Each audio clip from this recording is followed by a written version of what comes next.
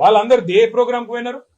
దేవుడికి గుళ్లకు చెక్కులు ఇచ్చే కార్యక్రమానికి పోతే అది కూడా కావాల్సుకొని మీ అడ్డాల పెట్టుకొని ఆడ వీరికి పందలైన మీ అనుచరులను పెట్టి గుండగాలను పెట్టి మా వాళ్ళ మీద దాడి చేయించి ఏం చేయదలుచుకున్నారని నేను అడుగుతా ఉన్న కాంగ్రెస్ పార్టీ నాయకులను, ఈ చిల్లర గుండగాలను.